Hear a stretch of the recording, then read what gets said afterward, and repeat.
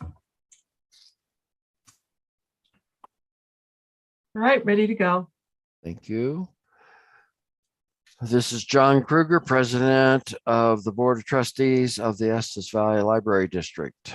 It is August 15th, and I call to order the standard board meeting of the Board of Directors for August.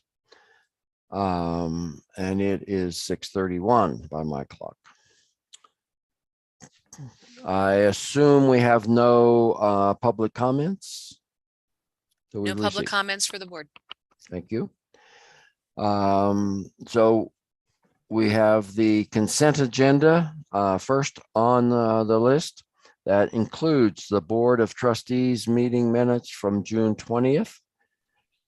No board meeting in July, but we do have the income and expense report year-to-dates for both the end of June and the end of July of 2022, as well as our study session materials from August the 4th, 2022, that included staff retention ideas and recommendations and 10-year financial plan update. Could I have a motion to approve the consent agenda, please? I'll move that we approve the consent agenda as presented. Thank you, Pete. And a second? I'll second. Thank you, Kay. Anyone have any items that they wish to amend or remove from the consent agenda? Seeing none, if everyone will unmute, if you are muted, and please vote. All in favor of the consent agenda, please say aye. Aye. Aye. Aye. Any opposed? I think that was unanimous. So I should say probably that we're missing three board members. I just got a notice. Beth Ellis is not able to join us tonight. Lynn Lawson is out of town, and David Hemphill is not joining us. We do have a quorum, 4 of the 7 board members. Before we move on, I would like to add one action item to our agenda, in addition to what's already there, and that will be a salary adjustment of 4% for our director. And so when we get to action items, we will cover that. So we have a guest presentation, Eric Marburger, who's with Graves. Is that correct? That is. And he's going to walk us through the material that we all got in our packet on the PTO. Great. And PTO stands for? Paid time off. Thank you. We'll turn it over to you, Eric. All right. Claudine, any words of wisdom, or should I just share my screen and jump right in here? Eric, the problem is I love to talk. So John was trying to be really classy, and it's too late now. I would like to remind the board that we started working with Lori Graves for our first ever formal compensation study. And it is Lori who introduced us to Eric, and how grateful we are for the wisdom that they bring in terms of new policies and practices, whether it's compensation, everything dealing with HR. So Eric, I just want to remind, how many decades of experience in what you do? Oh, I'm going to stop at 3 now. Thank you. So thank you for working with Cindy, Joanna, and I as members of the staff. It went on for months. We learned a lot. Most of it is clear. And what Eric is helping us to do in review is you approved a employee handbook with certain policies that allowed for certain kinds of benefits, leave benefits for the staff. And John and Pete in review were involved in the process of getting that handbook approved. And even at that time, so almost a year ago, we knew that we needed to rethink what is the marketplace providing for leave benefits? And that's how we got a hold of Lori, and Lori recommended Eric. So I just wanted to tell you this is all part of that process. And now, Eric, hopefully that's enough, and I'll mute. Great. And while I'm introducing myself, I need somebody to allow me the ability to share my screen. So Joanna, can you do that? yeah, I'm Eric Marburger. Thank you for having me tonight. This project has been going on for quite a while, but through no fault of anybody, just timing and circumstances and things like that. And it's now time to educate you all, hopefully, a little bit about this process. I've been doing HR consulting. I've had my own business since 2000. Lori Graves and I partnered about 5 years ago, as I wanted to do more camping, and John, like you, maybe play more golf. And Lori was building her consulting business. So we sort of merged our practices, and now I work for Lori instead of Lori working for me, but all that knowledge is still in the mix. So I kind of grew up in local government, and it is my passion. And I was the HR director in a couple organizations before starting my own consulting business, and have worked with worked with the town of Estes Park and the school district, and now the library district, and many other organizations up in the area. So I'm familiar with some of the nuances of the Valley and Estes Park. So as I go through this, I know you have a hard copy, I think, of the PowerPoint as well, but please don't hesitate to ask questions. Make this informal. This is a small group, so I'll see you wave or you unmute yourself if you have any questions or need any clarification at all. So hopefully you have a PowerPoint title slide up on your screen. Is that correct? Awesome. All right. Well, we're going to go through few months worth of work, bring up some recommendations. Really, the stimulus of this was the leadership of the district saying, should we be doing something different with leave and what I call PTO, or paid time off? Your leave was in what we call separate buckets. There's vacation, sick, holiday, bereavement, military, all those different buckets of leave. And another way to manage those leaves is to consolidate some of those into what we call a consolidated PTO plan. And the project started really to see if that was feasible or not. It's much easier to administer a consolidated PTO plan, but there are a couple downsides that I'll mention. So with that all sort of as background, this is kind of the full scope of the work here. We did a market review of other public employers in the Valley, the rec district, the town, the school district, and some other libraries that are in the area, both those that are affiliated with a municipality and also some special districts. And what we found was, I would just kind of say, a kind of a mixed bag. I think that the Estes Park was a little high on a couple things, but not much, and a little low on a couple other things.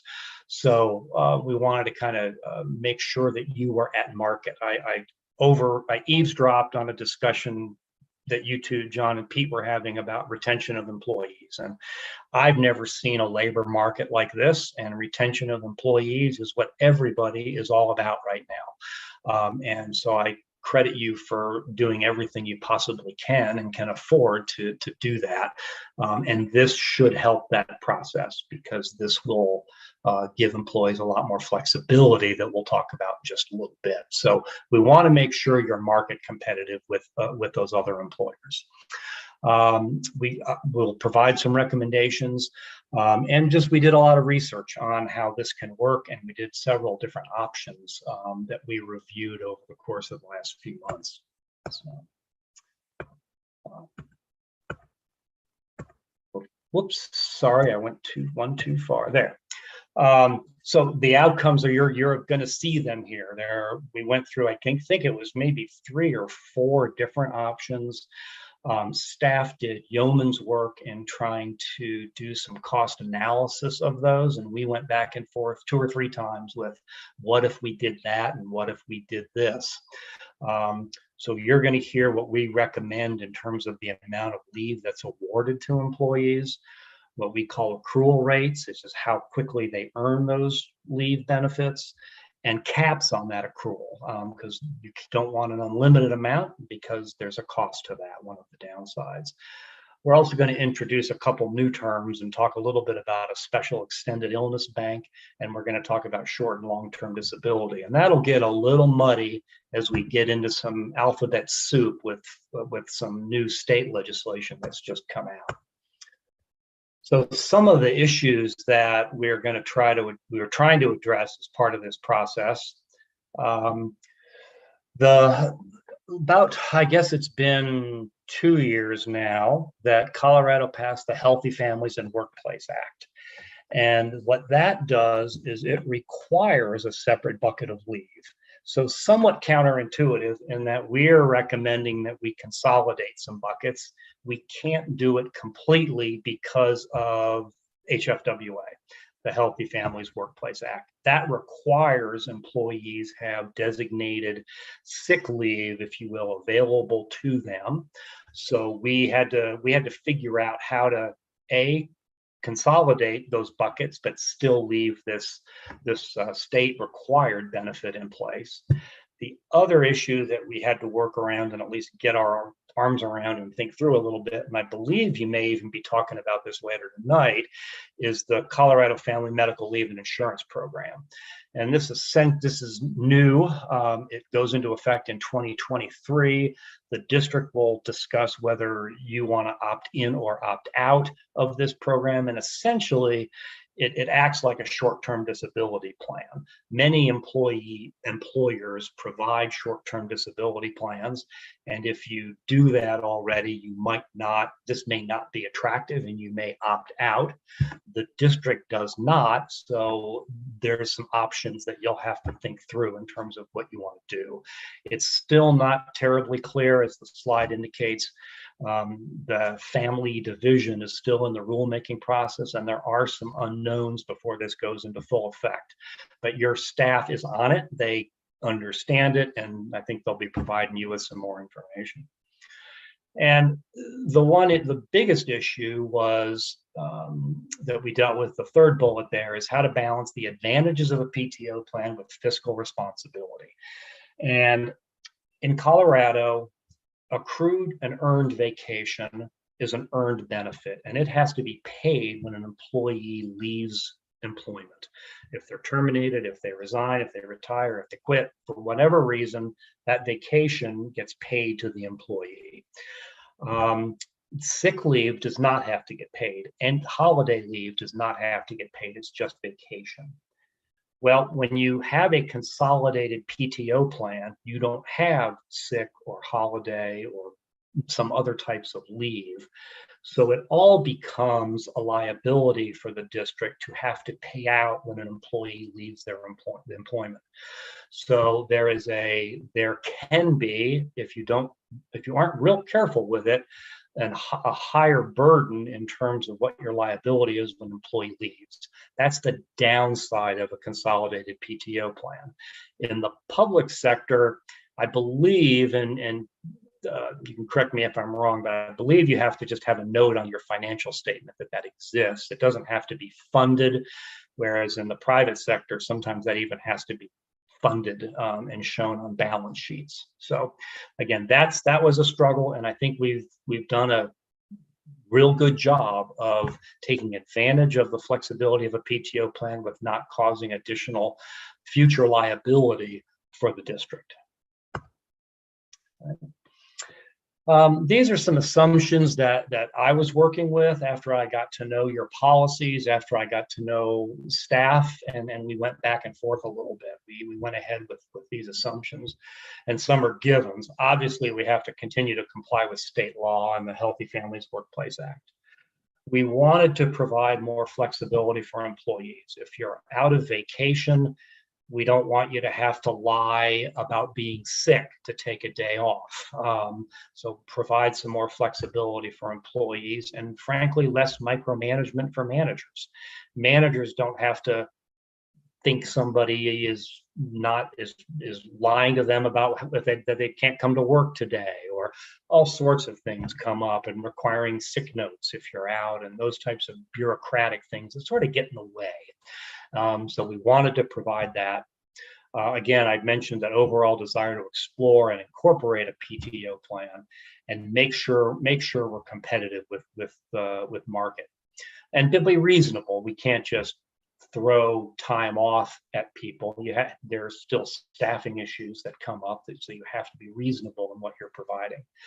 We did say it was okay to add an additional holiday, so you'll see that in there, whether that's an additional named holiday or a floating holiday. For our analysis, doesn't make any difference. And again, not wanting to increase the liability, and that all of these changes would go into effect in January 1st. That gives staff time to roll out the communications and do the mechanics that it'll take to set these things up.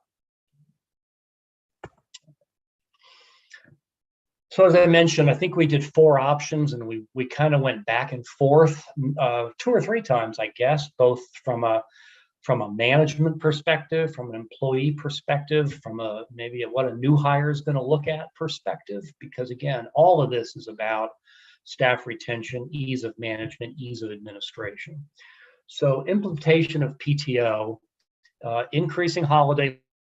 One thing that we did that's I won't say really unique, but a little bit unique, not everybody does this, is we consolidated bereavement leave into the paid time off plan.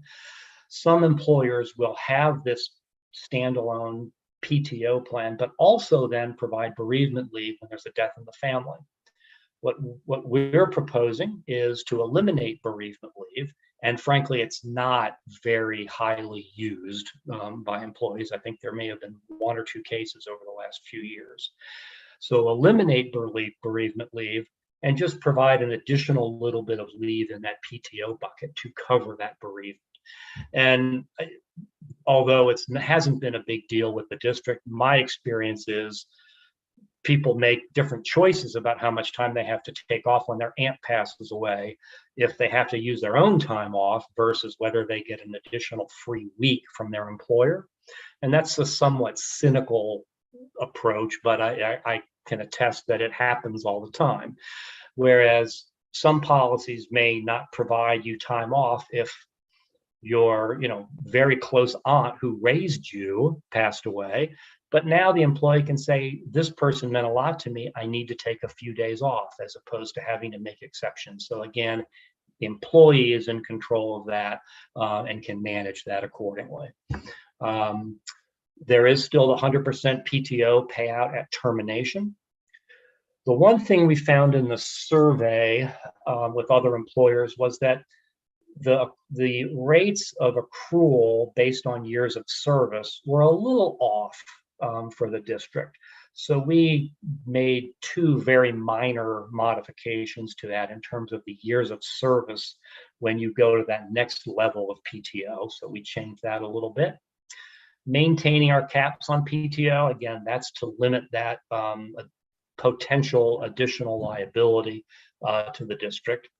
And we created what we're calling an extended illness bank, or an EIB. If I use that acronym EIB, that's what it means. It's an extended illness bank that essentially is going to be what the employees currently have in sick leave. We'll show you how that plays out a little bit.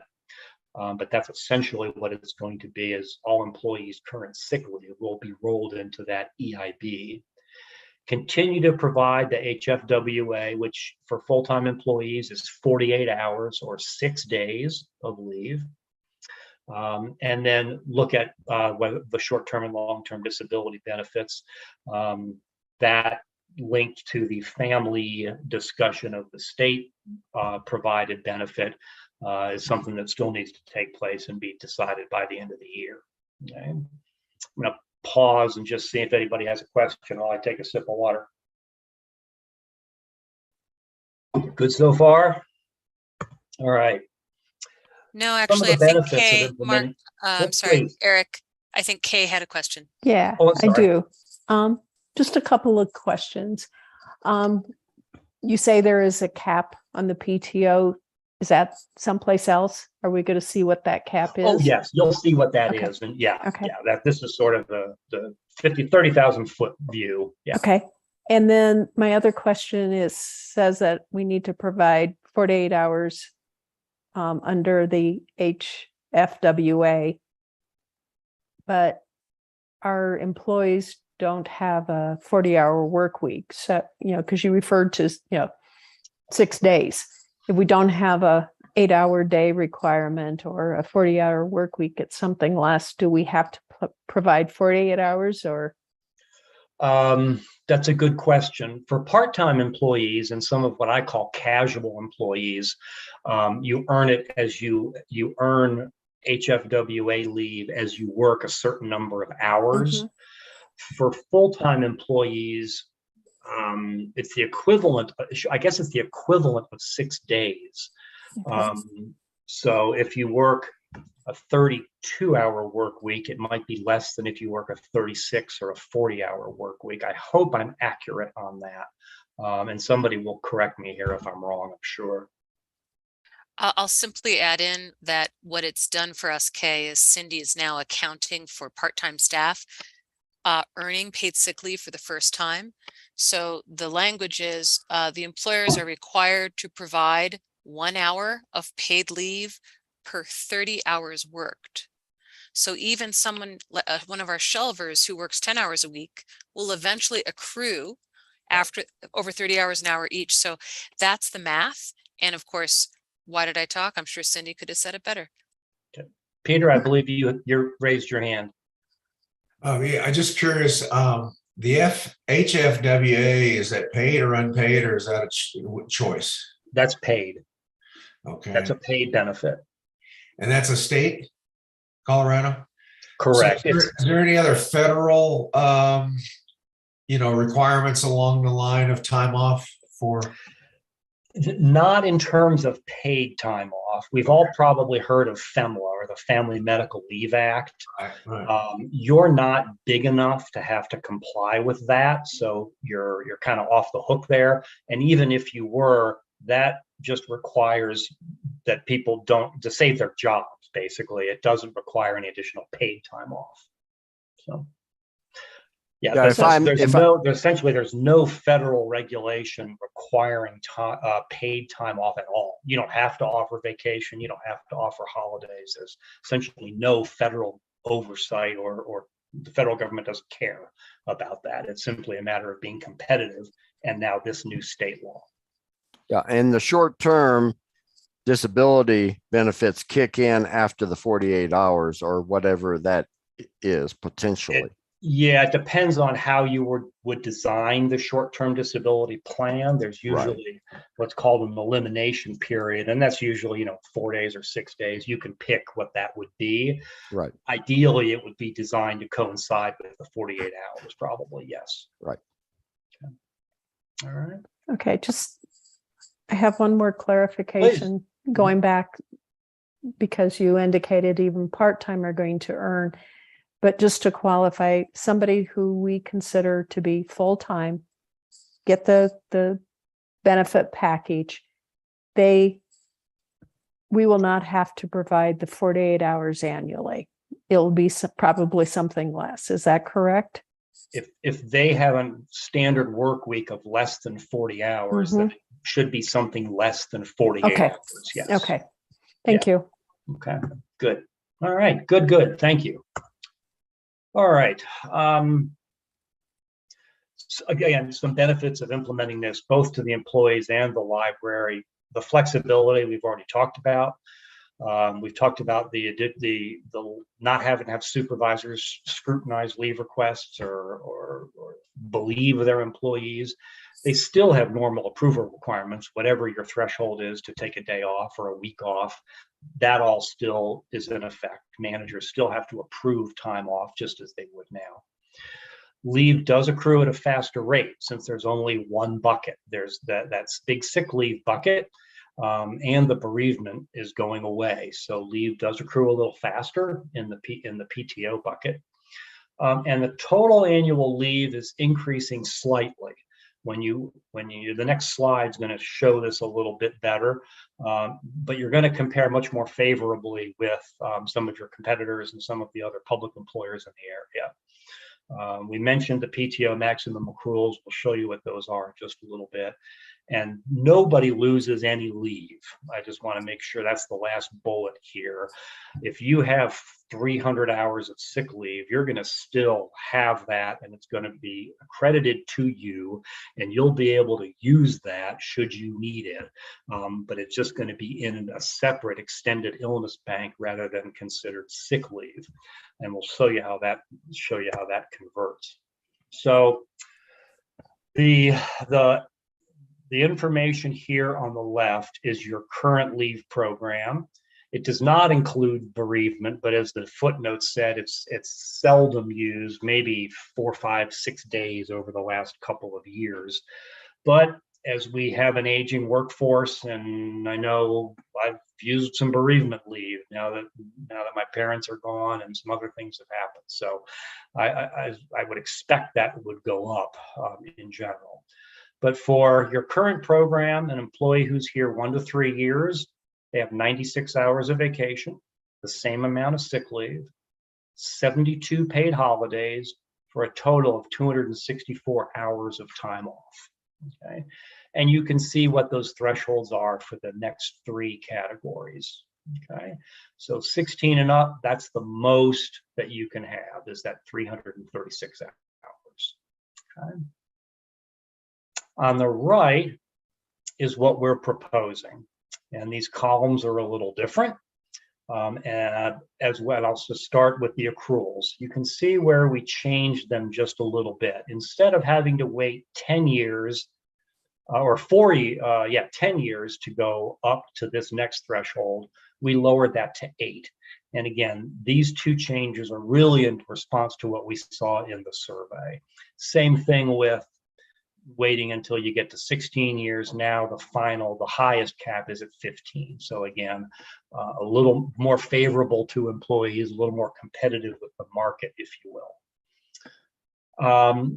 You'll notice that sick leave goes away. The 96 hours of sick leave don't exist on the right. 48 hours, though, are accounted for as the state mandated HFWA leave. So there still is this separate bucket. Okay. But essentially, the other 48 hours of sick leave, 96 minus 48 leaves 48, essentially become PTO. And people will earn that instead of sick and have it available to them. HFWA will be used simply for their sick leave and whatever the sick leave is allowed for now. PTO can be used for whatever the manager approves. Okay. The other thing we did was, as mentioned, we increased holidays by 1. We're still just a touch light on holidays relative to market, but we made up some of that in these other areas. So I think that the 10 holidays instead of the 9, or 80 hours instead of 72, is a good change and will be well received by employees. So you'll see the total leave, everybody is going to have 16 additional hours of leave when you add all those together, less any bereavement that people would have used. Because now bereavement, instead of being essentially kind of free leave, will come out of this PTO bucket. Okay. Again, this is a biggie, so I'll let that sit there for just a second. So to follow up, I think on Kay's points, on the accrual number of quote years, is that a full year? So if it's a 30 or 32 hour employee, they don't get 3 years worth. It takes them a little bit more than a full 3 years. Cindy, I'm going to need your help on that. You bet. The 32-hour and 24-hour positions, everything's prorated. All accruals are prorated. They're sick, current vacation and sick. It would be their PTO. Even FHWA laws say that part-time, it can be prorated as long as they are earning at least that 1 hour for every 30 hours worked.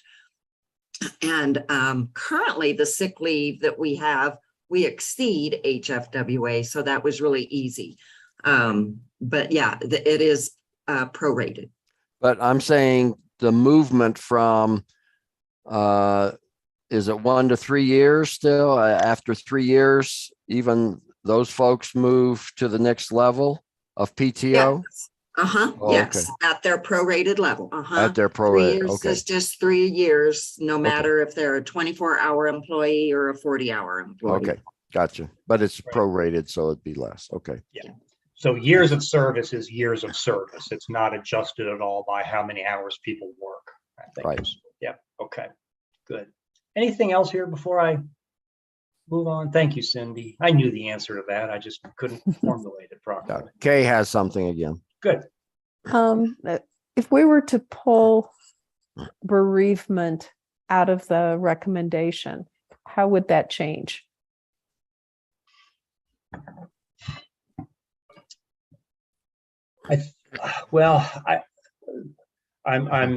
I think what I would recommend would be to likely reduce PTO by some amount. I don't know whether it would be a full 8 hours or not. I'd probably have to do a little bit of calculating there, but I would probably recommend that PTO accrual be reduced a little bit. But potentially not even a day? Potentially not even a day. Because what we're doing, we eliminated the bereavement. We're adding this 16 in, so that doesn't, that doesn't balance. And then the intent was for it not to balance, because overall we wanted to enhance the ability for people to take time off, because that's what we were seeing in the survey data, was that let's say the bereavement. I like it from a management standpoint, because employees then have discretion over how much time they want to take off when they have a death in the family. I don't think managers should approve it and have some limits on it. But if my dad died and I wasn't that close, I only needed 1 day, that's fine. Why should I be given 5 days? So that's why it was included. But I think it would be even probably something less than a day would be reduced from that PTO. Okay. Thank you for that. I hadn't thought about that. That's a good question. Okay. So here's how this future HFWA leave will work. On January 1st, everybody will be credited with that 48 hours of required leave. So, or the equivalent thereof, I guess, when I say the prorated amount of HFWA leave. And that's what the second bullet talks about, earning 1 hour for every 30 up to 48. And then as people need to use that, they'll use that. They'll have a sickness, they'll have to do something that is eligible for HFWA. And then at the end of the year, when January 1st of the next year starts, they'll be, if you will, topped up to that 48 hours. So if you use 16 hours of HFWA leave in 2003, you'll get 16 more hours on the 1st of January 2004. If you don't use any, you won't get any more. To me, I had to work on that for quite a while, because there's a little bit of an incentive to make sure you use it, because you're going to get it again next year. But it's all that same incentive really exists with sick leave now. So if I'm sure you don't have any employees that have abused sick leave or have called in sick when they're not really sick, but in other organizations it can happen. And when you're out of vacation, or if you're going to leave soon and you might as well burn a couple sick days, it's the same sort of motivation, if you will. That doesn't change any, if you will. But it's you got to kind of work through that a little bit. If an employee exhausts their sick leave or that HFWA, they would have access to their EIB bank. or that extended illness bank. And remember, or they could use their PTO, but the EIB would be available to them. And again, all that, we'll show you how that's going to be created, but in a nutshell, everybody's sick leave now will just transfer to that extended illness bank and be available to them for as long as they're an employee of the district. Okay. So, and HFA-WA leave is not paid out at termination. It's not required to be. We're not proposing that it does, only PTO. Okay. So when we create this extended illness bank, there'll be an account set up in everybody's name the first of the year. We'll have to establish some rules to govern sort of how that can be used and how HFWA can be used. Most organizations say if you have an illness or an illness of a dependent or sort of like what qualifies under FMLA, you can use it. I mean, the whole point is to take time away if you're sick or you have to take care of a loved one. Again, EIB will not go away until the employee exhausts it or separates. Not paid out at termination. Eventually, over time, EIB will go away because everybody will have used it up or have left the district. It's not something that a new employee would ever have. It's only protecting the sick leave of current employees. Again, no one loses any leave. The EIB simply is a separate account that can be used when that 48 hours of HFWA leave is exhausted. I have to say it was counterintuitive and a bit of a challenge for us to consolidate these buckets of leave while at the same time carving out this state required bucket of leave. But we got creative, and I think this is a real good solution. And I've seen EIB banks work other places. If you have a PTO program, you're going to use it somehow because, again, you want to limit the liability that's paid out. But even if you don't, having that separate extended illness bucket, it's almost like a short-term disability, a very short-term disability plan for employees. Okay. The one thing that I realize is not in the presentation, and I apologize, I told you it was the maximum accrual rates. And those have not changed essentially. You will accrue PTO faster than people are currently accruing vacation. But Cindy, correct me if I'm wrong, we didn't change the actual maximum accrual rates, which will again limit the liability the district has over time. Cindy, am I speaking correctly there? You are speaking correctly. That was our initial plan, to keep our maximum PTO the same as current maximum vacation. And that's where our liability comes in. If everybody is completely maxed and leaves at the same time, how much would it cost the library to pay everybody out? That is calculated annually based on actual time that is being carried over. We did do some calculations also, though, to maybe up that a little bit just to see how much the liability was. And that's also not in this presentation, and we can talk about that at another time. Okay. People will get to that maximum accrual rate faster because PTO will grow faster than vacation, the former vacation, but it's still a limit. There's still that maximum hard cap, if you would, in place. Okay. Some next things that have to be done is to develop some communications for employees. And this is going to be one of the easiest communication plans that has ever been put together because it's really all pretty good. There's no bad news for employees.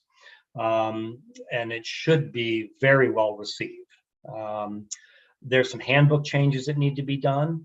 I've actually started on some of those, but we've made some policy changes since I started on those. So that handbook will need to be updated to reflect these changes. Working with your payroll vendor, they've got to establish some new buckets of leave and do some things to change those accrual rates, but payroll companies should do that real easily and just make sure all this is done for a 1/1/23 implementation date. So I was not optimistic when we first started that we'd be able to pull off this.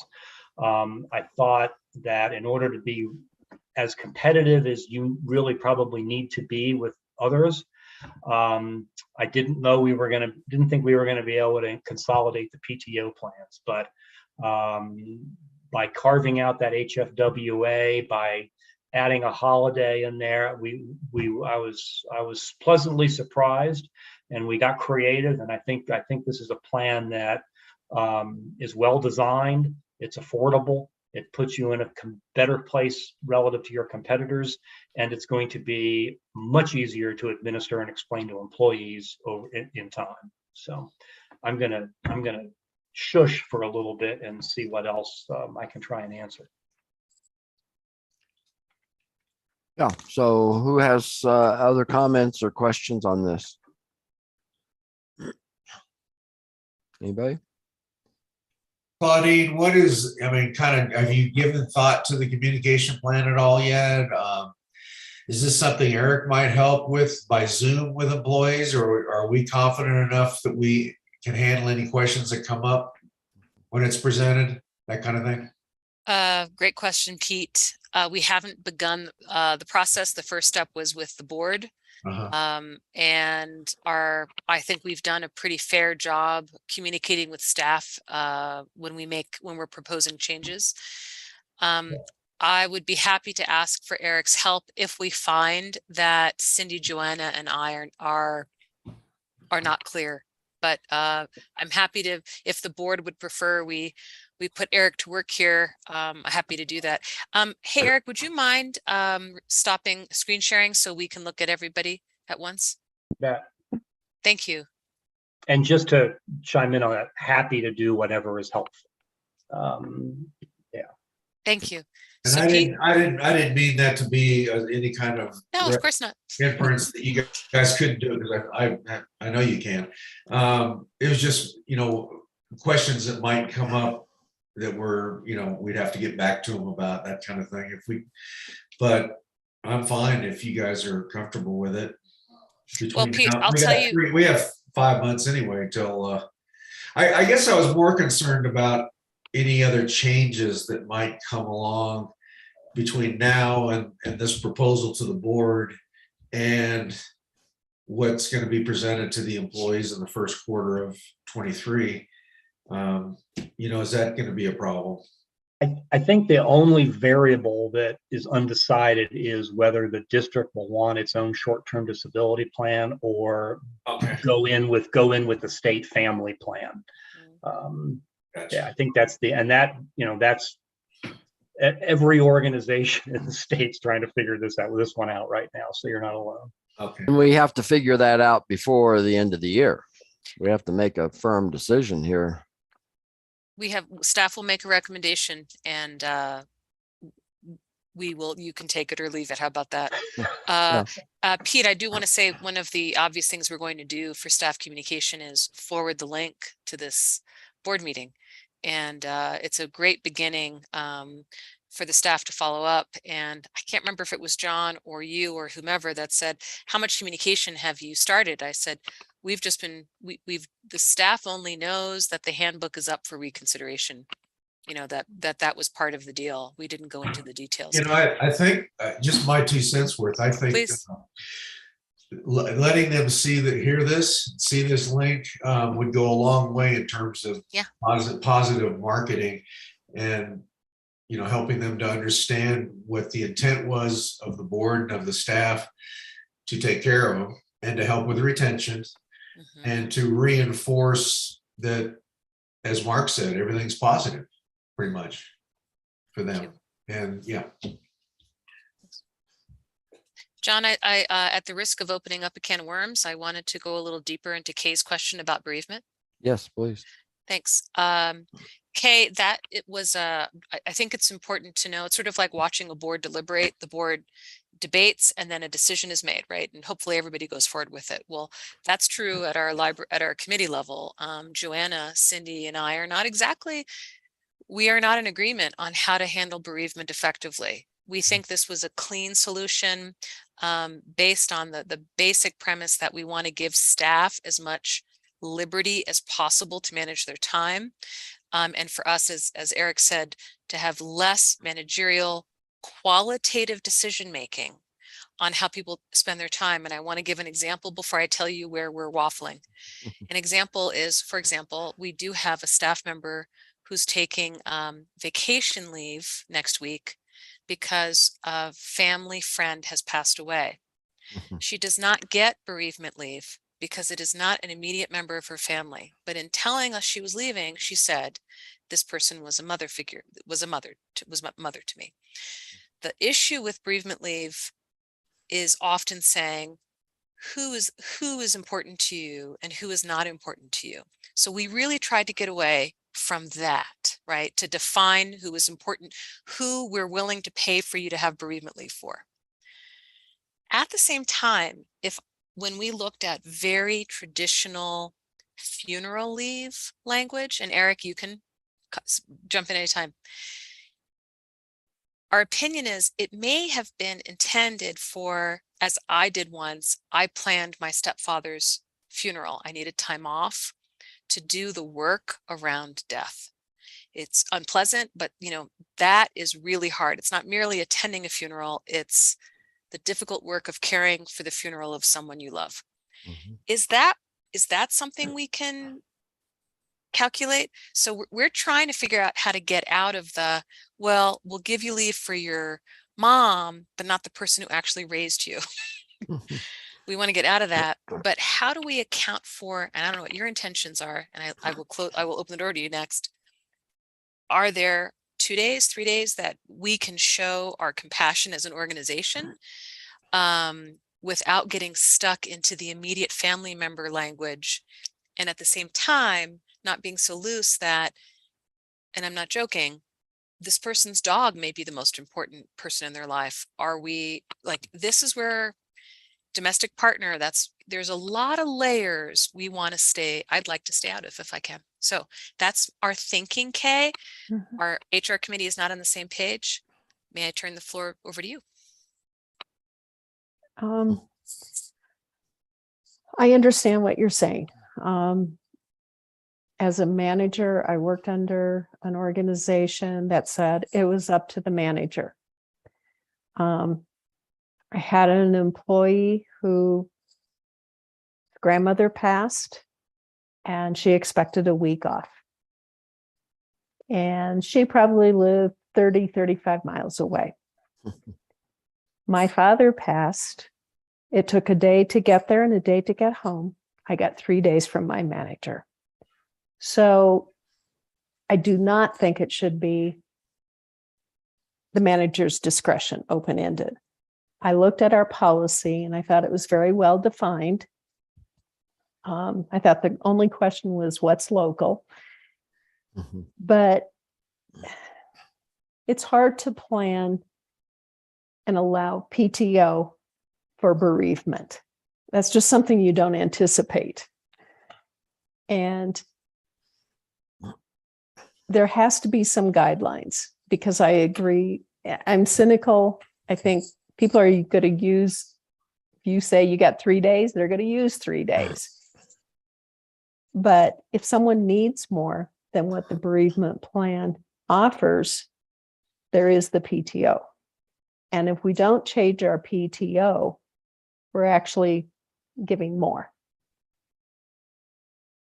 So I just think it's difficult if someone has used their PTO and you tell them when their parent dies, they're going to have to take, cut and Unpaid. pay, Unpaid, yeah.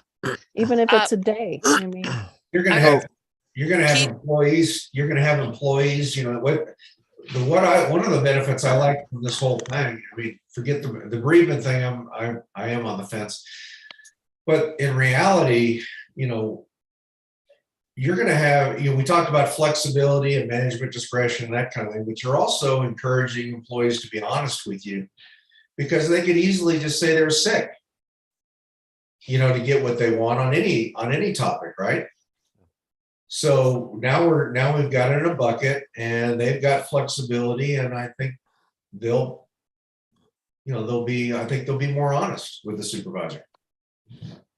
Maybe I'm naive, but The one thing that could be considered, I think that from what Kay's bringing up is the potential of if you will, borrowing on the next year's PTO to help with bereavement. Have you ever done that, Eric? Yeah, that's an option. You can, there's always a little bit of risk if the employer were to leave before the next year comes up, you're going to kind of be out of luck there. But I think that's a very reasonable thing to do.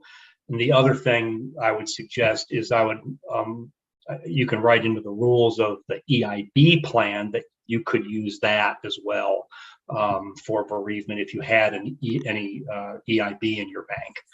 That would be another option. Right. Thank you. I did cut and paste our current 2022 policy, Mhm. which Kay, I regret, I think you're reading 2021 policy. Oh, okay.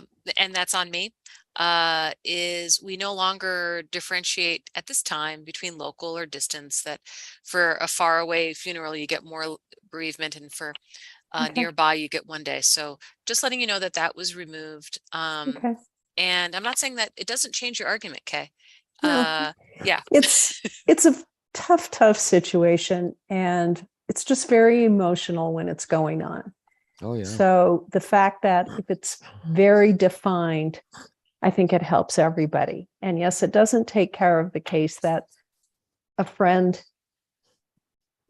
acted as a mother, a grandmother acted, it doesn't take care of those situations. But we can anticipate every situation. Mhm. Somebody, I can't even remember this short conversation, said borrowing against the future. That gives us a lot more flexibility to let the individual make that decision then. Right. Yeah. It's not uncommon for an organization to allow employees to go, quote, in arrears in a kind of a negative accrual up to a certain level. Maybe it's, 20 hours, or you pick a number, but that's not uncommon. Yeah. I'd like to, have some kind of guidelines of what they could go into arrears for.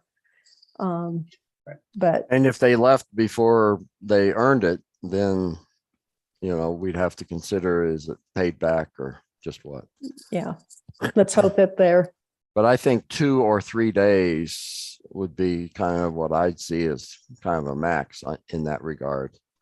So 16 to 24 hours. So, any other comments from the board? Yeah, on this, on Anne. bereavement. I like the idea of getting rid of it altogether, because I agree with you, Claudine. There's so many situations now where you don't know what the relationship of a person might be. And I think to be respectful of any situation that an employee might have, and to be most respectful of the time that they could be given, we don't have to label it and categorize it, but the more broad PTO idea, I think, is a great way to move. Okay. Anyone else? Well, we have Eric. Okay, I'd like to express appreciation. Excellent presentation. I Truly. think it's very clear, and my assumptions are that the board will have to take some action before the end of the year to implement this for next year, and that's either just putting it into the revision of the handbook. That's right. Okay. Mhm. So we'll have that hopefully October or November. John will put it down for no later than November. Okay. And I think that Eric's work, and really this is a time for me, and I know Eric's on the same page. While Joanne and I did our lifting, Cindy did the heavy lifting on the staff end, and I really want to thank her for her fine-tooth comb financial review of what Eric has, the work he did. So thank you, Cindy. And Joanna, you and I can help Cindy along. John, what I would recommend is this goes to the policy committee for their final review. They're going to have a lot of work. I've delayed a few policy sets this year, and John, you and I just morning talked about another policy, but it does seem the logical place to go with, sorry, Pete and Ann. This fall will be yes. a busy time on It- policies, but will. that's all right. Thank you. I'm a We can good get through it. reader. It'll be okay. Okay, Thanks. excellent. Thank you, Pete. Thank you, Ann. And I'll log off here in just a second, but I just want to say, I'm probably preaching to the choir to the board members, but your staff is outstanding. They were a pleasure to work with and were responsive, and I'd be happy to work with them anytime. So thank you. Thank you, Eric. Appreciate those comments and the presentation. Thanks, Okay. Eric. Bye-bye. Okay. So no action item right now on that, but so the other board members that are missing hopefully can read through that and ask any questions of staff also for clarifications or watch this presentation. Okay, we'll move on to our strategic discussion and reports. David's not with us. Finance Committee. Kay, do you have anything there from the Finance Committee? No, yet I think the report that Claudine and Cindy put together says it all. I think our expenses are under budget by a bit. I would anticipate that's primarily due to staffing issues. Would you say so, Claudine? I would. Largely. But everything else I think is there. Yeah. Kay, can I offer, I just want to check in with Cindy. Cindy, I'm admittedly getting confused about family. We weren't going to do something, then we were going to do something, but something shifted like on Friday, right? As soon as we sent the board packet out. Is that right? So even Kay, the Finance Committee is unaware. Kay, we can wait to share with the board since we didn't have the usual courtesy of involving. Well, now you got us all curious. I didn't mean to do it that way. I apologize. I want. I can't wait a month, Claudine. Yeah, if you have an I didn't do update, we that would well. all like to hear it. We won't make a decision, so. Sorry about that. Cindy, do you mind? Not at all, not at all. It did just happen Friday. One of the discussions on what to do about family to opt in or opt out was to kind of look toward the town because they are our benefits provider, health benefits provider, and trying to kind of looking at what they were doing. And we did have a meeting with them several months ago and talked about planning an employee education session where the employees can kind of learn about it and give their input to family. And then they were also going to look at one of their carriers and start offering a short-term disability plan. It'd be on a voluntary basis. We have a long-term, and disability voluntary plan right now, but there was nothing short-term. So I was waiting anxiously to hear, and a lot of news came in Friday. They are having sessions next week. It came out Friday that the sessions are next Thursday. And unfortunately, I will be out of town and Joe will be out of town and Claudine's wrapped up. So Janet's going to go for us and take good notes on what that session is like with the town. And I also just got confirmation on Friday that they will be offering a short-term disability plan through American Fidelity as a voluntary plan. They were going to try to do it before the end of the year. But now it's going to be an open enrollment and start on January 1st of 2023. So there's at least some progress in that respect on what the town is moving towards. And then I'll know more after this session on Thursday. I hope they record it. I'm going to ask if because they do have one virtual session, and I'm really hoping they record it so I can watch it. So is this a study session or with the board, or it's just a staff? Staff. It's an educational type Okay. session. They're going to have American Fidelity there. They're going to discuss the family plan itself and what it means. The Mhm. town's a little bit different in that they are subject to FMLA where the library is not. But it's just a way to, and we offered it as paid time to all our staff. We put it out to the staff. There's 2 sessions. If they could work it out to attend one or the other, it would be paid time. So so our part-timers, if it's their time off, if they can squeeze it in, if they can put it on their timesheet. So yeah, it's just an educational session for employees. Okay. Cindy, I think I know the answer. Just wanted to clarify it. If the town's offering this insurance through private or through an insurer, they're going to offer it to, if our employees want to take it, that's available to them also then. Yes, it's going to Okay. be available as of January 1 of 2023, Okay. and that'll come out Okay. in open enrollment in November. Okay, just wanted to make sure If- we could roll under that. So Yeah, thank you. if the board decides to go that way, Mhm. our board decides to Right. go that way also versus going with the Right. state program. Yeah. Okay, Yes, but no matter what, the town is going to be offering a voluntary short-term disability Right. plan. Even if we decide to opt into family, they'll still do that. We just wouldn't Yeah. have to take advantage of that. Yeah. I guess I would assume our board would seriously consider going with what the town does, but we'll have some financial kind of information on cost variance, right? Yes, I'll definitely find out more and have information on costs. There's One plan uh, versus the other. right. Yeah. Okay. Yeah. John, There's it'll quite be- a few other factors. Right. It'll be, Yeah. thank you, Cindy, that's what I was going to say is it's going to be difficulty of administering the financial part and its value. There are layers within what's being offered. And so we want to make sure we're offering the best we can for the best price. I'm going to editorialize for 60 seconds, which is to say, when we started this process with Eric Marburger, that was before family emerged. His number one concern for us when he first looked at our benefits was, boy, you guys need a short-term disability option here. Then, so it got demurred, it got reduced in this presentation because it became mandatory for us to do so anyway, in a way.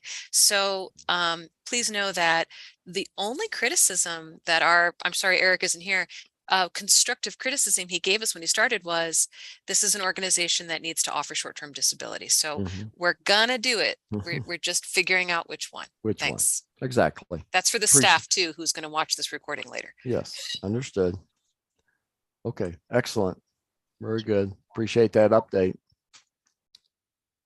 Okay, nothing else from a financial standpoint. Anybody have any questions with regard to the financial statements or report? Nope. Okay. I hope everyone understands that under administration and building, a number of those items are paid up front, if you will, or early in the year to cover the whole year, and they're not really prorated. That's why we're at the higher levels on those items, percentage wise. Okay, so my turn. Government Affairs Committee. At our study session, we had the document from the staff with regard to potential things on retention.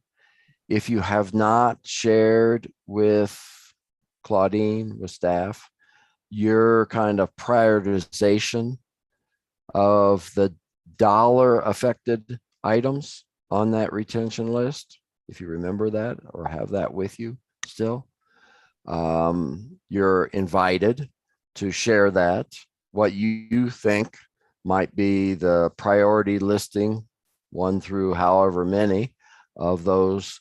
I think we only need to be concerned with the things that would end up costing money. The other items are pretty much up to staff to implement or not, as they feel would help in retention issues.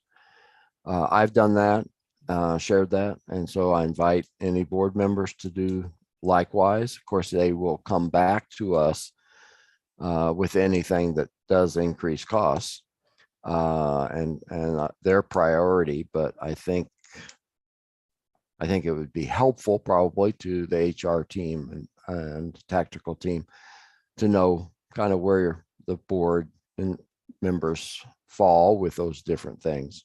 So you're invited to do it. You're not required.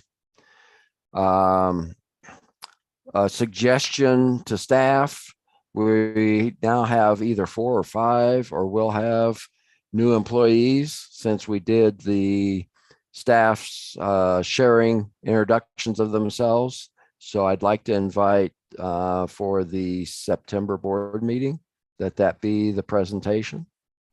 Introducing the new staff to the board. Have those staff introduce themselves to us. We can do that. I think that's that I know of: Kirby, Barbara, Deborah, and then a new one. I don't know if I'm missing someone else. Deborah.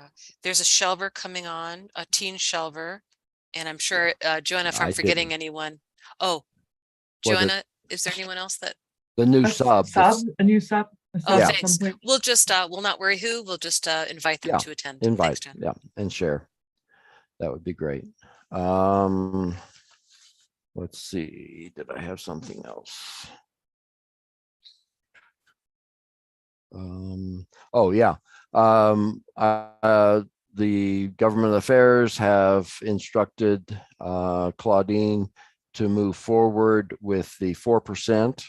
That doesn't require board action as such for the staff. And it's going to be made effective August 1st of this year, the 4% adjustment, because will keep us still within our total budget for this year. So there's no budget effect on that. There may be an item coming up with regard to the roof that could be large enough that if we do it this year, we may need to adjust the budget. So that's an FYI to the board, that perhaps later this year, we may have to adjust the budget. That amount would actually come out of one of the reserve funds, the capital reserve fund probably, but some reserve that we have already, if that's the case. Okay, any questions for me on any of those items? Oh, then the final thing is Claudine will be sending us tomorrow, her appraisal, self-appraisal, and the forms for us to do appraisals. And we will take the significant part of the September 1st study session to have the board do our annual appraisal on Claudine, since we're moving to the anniversary date for employees. Okay, so I hope everyone will be available between now and then to fill that out and get it to me. Okay. All right. Next is K, Community Needs Assessment Task Force update. Okay, we've been meeting weekly, and I'm pleased to say the survey will launch this week. Oh, Yay! great. That's good to hear. You'll see it first on the library website, newsletter. I mean, it's kind of the internal communications, but we also have a huge list. I don't even know how many people are on the list for our outreach partners to see how we can get it out to the community, i.e. Anne is having discussions within the school to see if they'll approve it. And then we can talk about how. But it's very, I think, extensive, the way we're looking at from an outreach. So we'll continue to meet on a weekly basis. Aaron said he won't give us results. We'll hear about numbers, but we won't be told specifics. So we can't even ask. Okay. But as this is going on, as we're working on our outreach, we're going to also then start working on our focus groups, hopefully get some good volunteers that come from the survey. But it's also trying to give some direction on the areas that we want addressed in our focus group. So I think that will be a real challenge. But it's been pretty good up to now. So So when you see the link, take the survey. I would say not only take the survey, but strongly talk it. encourage those you know. Yeah. Share that it's there and encourage, everyone to take the opportunity to complete it. Yeah. And if I you do have a have- group that you're associated with, and, Claudine would be appropriate for them to come to you to see if it's on our outreach group. And Yeah. yeah, I mean, Uh, anybody that you think you could carry the message, we'd really appreciate it. Our goal is to get a better response than Erin expects. Great. And did you looked like you were going to offer something? Yep, I do have some information about when I great. inquired at the school district. They were like, well, we're partners. Why would we not give it? Okay, sounds good. Okay. So we won't be administering it to students. We'll be offering them the opportunity to take it on their own time. One Okay. of the policies says that parents have to view any surveys that we give to students in advance. Great. Okay. They'd like to take it too. I think that's another opportunity. So we have to frame the wording in such a way that we offer the parents the opportunity to do so first and opt their kids out if they don't want to receive that communication from us. But then I think that we're good to go from Okay. from the school Great. district perspective. Then Thanks. I think we really, because in our conversations, we're brainstorming places that we could, present the survey. Claudine, could we ask maybe Kirby to schedule some time with Anne to start kind of building out that possibility? absolutely. Okay. Thanks. I'll bring that up with her tomorrow. Okay, thank you very much. Thank you. And thanks, Anne, for Sure. carrying What's the our message. timeline on when we would want all submissions received by? I think, we originally started saying the middle of September. I think it's been pushed to the end of September. Okay. But there's a couple of events that if our responses aren't like we want, that we might push it to October. I think, Claudine, wouldn't you say it's depends on the responses that we get? Yeah. I think Erin does a great job of being very concrete and organized, but some Right. of this stuff seems a little mushy, like Yeah. on purpose. And I would Mhm. say that what you just asked is one of those. Yeah. Okay, So how many we'll- questions are on it? it'll take 5 to 10 minutes to answer Great. the whole kit and caboodle. Okay, I don't know. I can't remember how many questions. So Some of them, I Right. think there's between, and it does that thing. It's like a choose your own adventure. And yeah. yeah, so that's why it could be shorter or longer. But okay. the questions are like this. How often do you use the library in person? Mhm. So some of them are pretty Real quick. quick. Yeah. Yeah. And what ages do we feel are appropriate to answer this?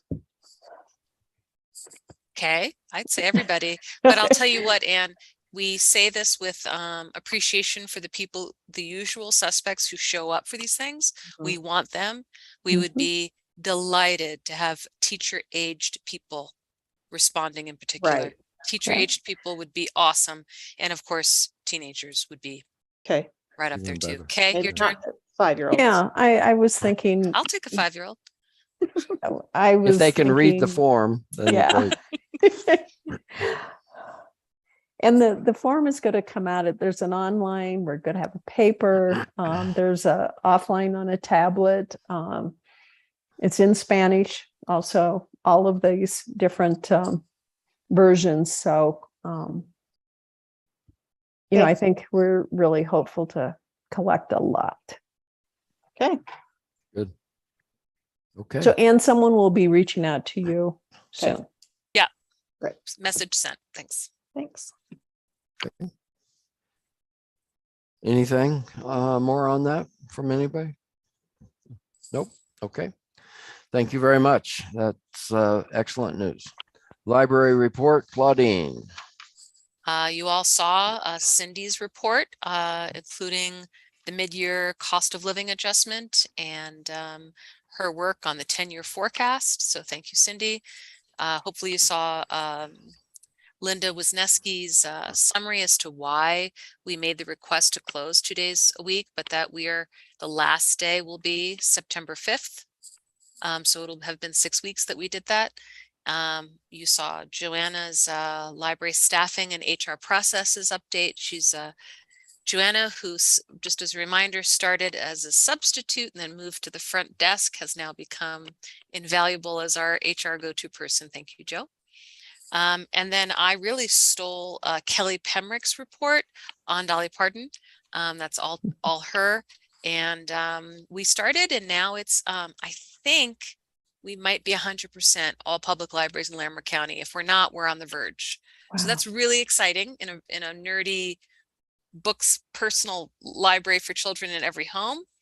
And even though the Friends and Foundation aren't here, remember the way we're paying for this in Estes Park is the foundation found a significant donation. It's going to last us a few years.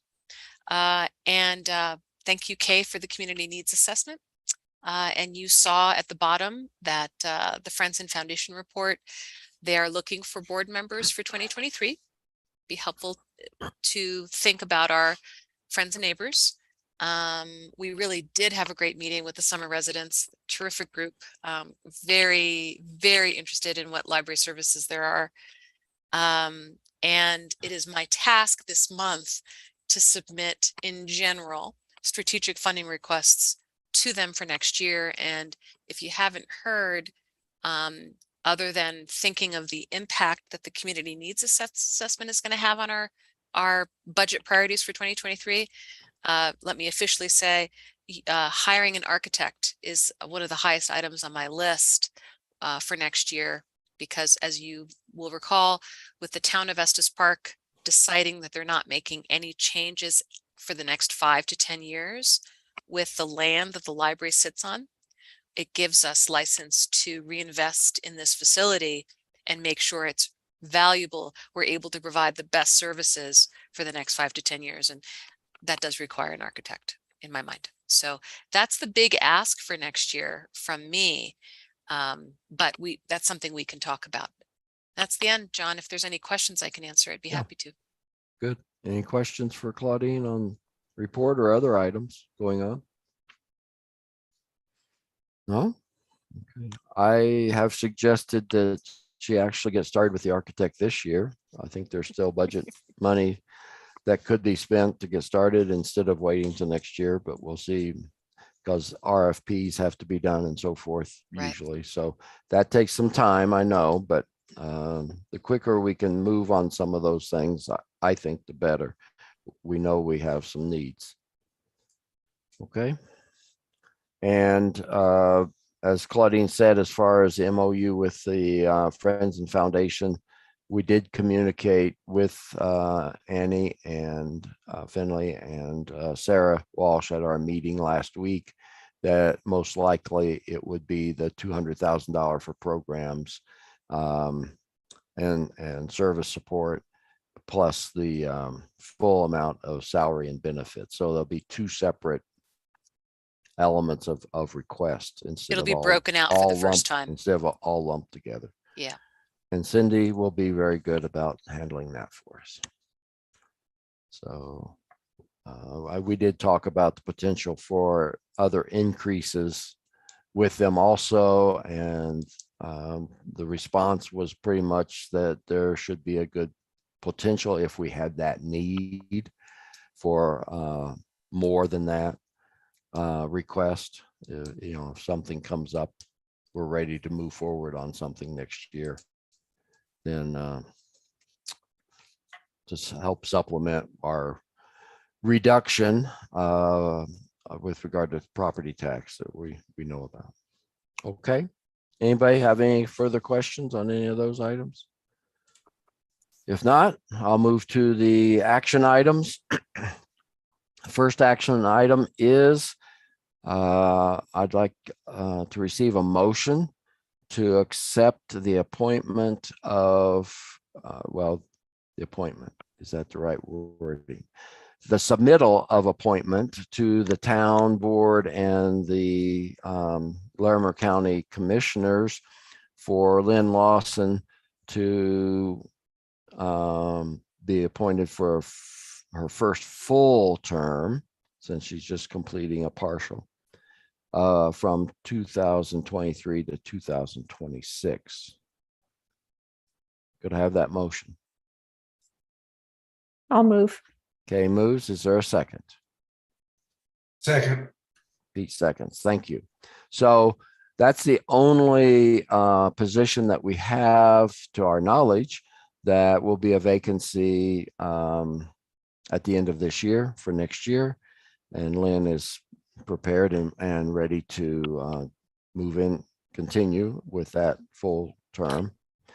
And so with that, there will be no need for a nominating committee for a new position, since we would be moving forward with submitting it to the town and the county.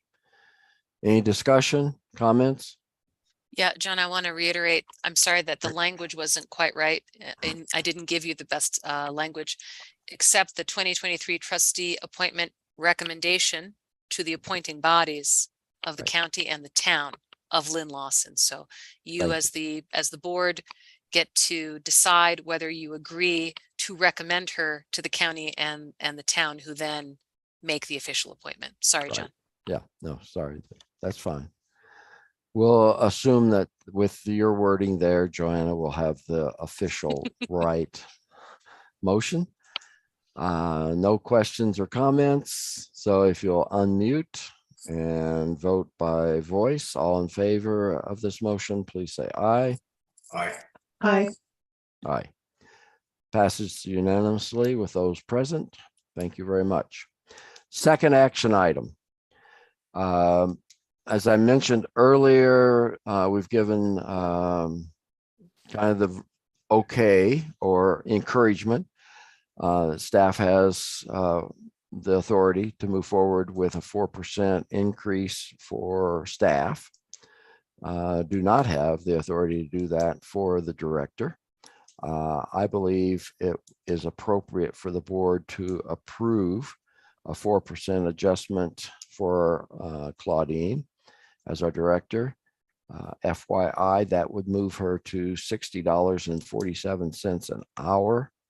Annualized, that would be $125,768 and some cents.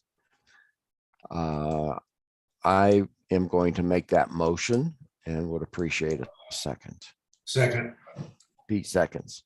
All right, so any discussion, any questions about doing that? We cannot do that for Sarah because that's up to her board to decide to do that or not do that. They're aware that we're doing it for our employees.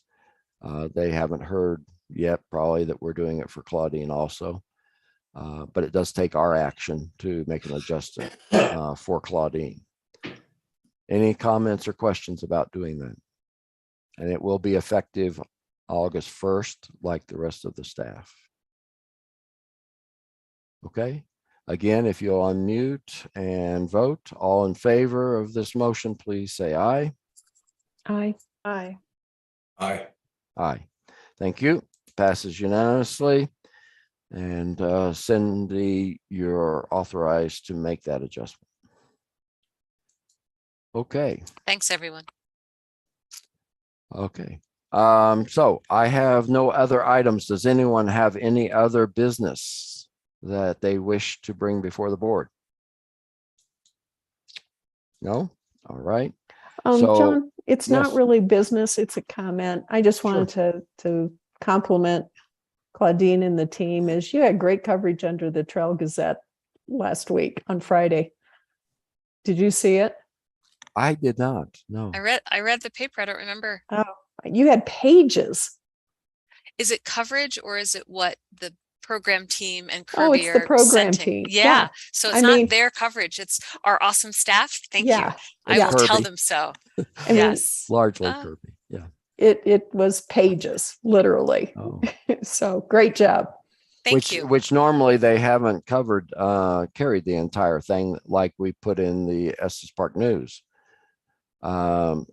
Interestingly, Kay, since you brought that up, in the golf tournament with the chamber Friday afternoon, one of the Trail Gazette's employees, Zach, is that his name? I think, approached me and said they want more from the library to put in. I thought he was strictly talking about, paid kinds of things that we might add so that he could, get a little bit more revenue, but maybe it's just that sort of inclusion that I think they're wanting to. Kirby has, it is the staff who produces that. They're all very independent in the program team. But I think Kirby has really expanded things that we were too short on and compressed things that we were too wordy on. So Kay, I don't know if that's your assessment, but I will definitely pass that along to the whole team. Thank you so much. That's great. Okay. Upcoming meetings for the board.